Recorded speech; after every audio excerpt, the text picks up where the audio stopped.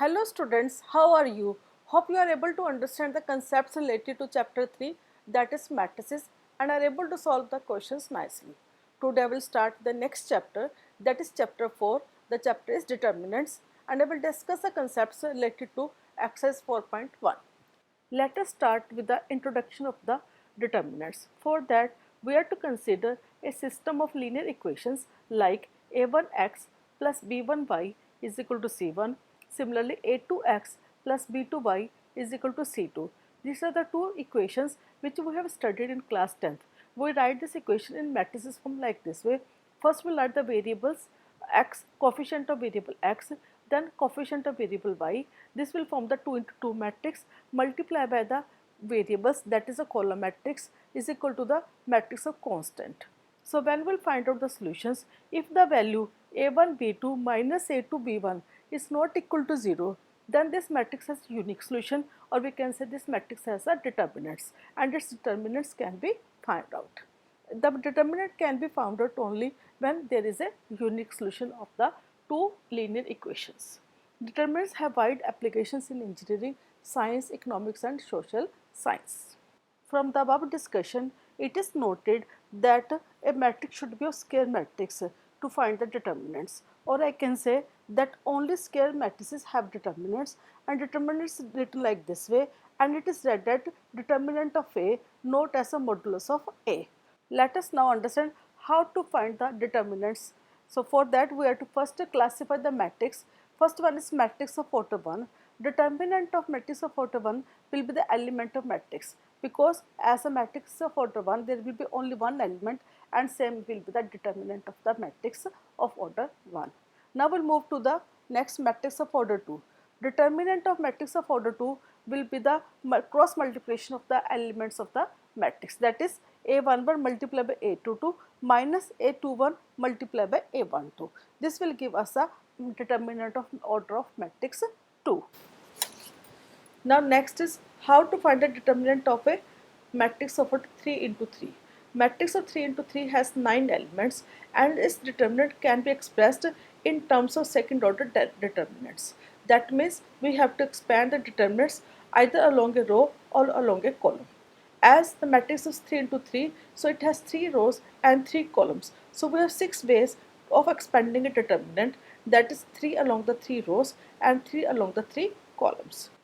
Let us now start to find the determinant of a matrix of order 3 into 3. As it has 9 elements and 3 rows and 3 columns, we will expand it along the first row. So let us start by expanding it along the first row.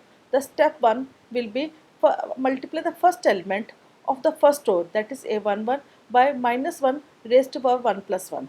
The position of the element, that is 1, 1. So that ith and jth point row and column position, and then multiply with the second order determinant obtained by deleting the elements of first row and first column, as a11 lies in the row 1 and the column 1.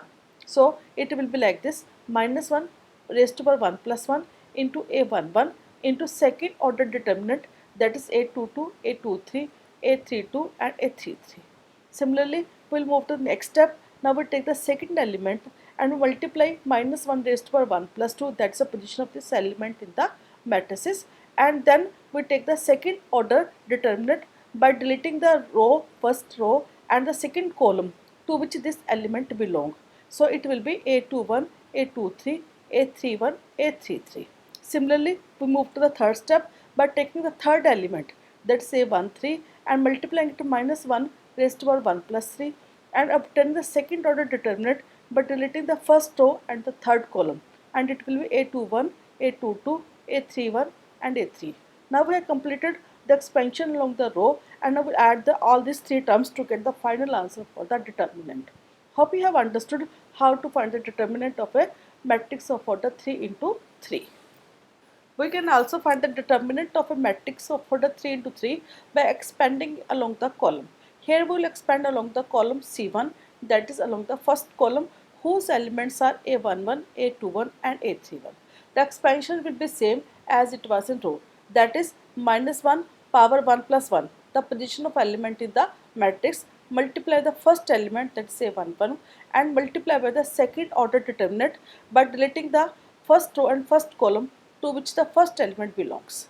And then again the second element a21 minus 1 raised to power 2 plus 1, then multiply the second order determinant obtained by deleting the second row and the first column to which this element belongs. Similarly, we will take the third element a311, multiply it by minus 1 raised to power 3 plus 1 and multiply it with the second order determinant which is obtained by deleting the third row and the first column.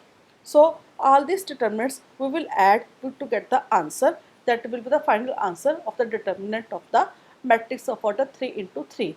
Hope you have understood both method, that is expansion along the row and expansion along the column nicely. Let us solve one question to understand the determinant of a matrix of order 3 into 3. Here matrix is given A whose elements are given over here, that is it is a 3 into 3 matrices. We will expand it along the first row to find its determinant. The elements of first row are 0, 1 and 2. So we will take the first element, multiply it with the minus 1 raised to power 1 plus 1 and with the second order determinant obtained by deleting the first row and the first column of the given matrix. Similarly, we will take the second element 1, multiply it with the minus 1 raised to power 1 plus 2 and multiply it with the second order determinant obtained by deleting the second column and the first row. And the third element 2, multiply by minus 1 raised to 1 plus 3 and with the determinant, that is second order determinant obtained by deleting the first row and the third column.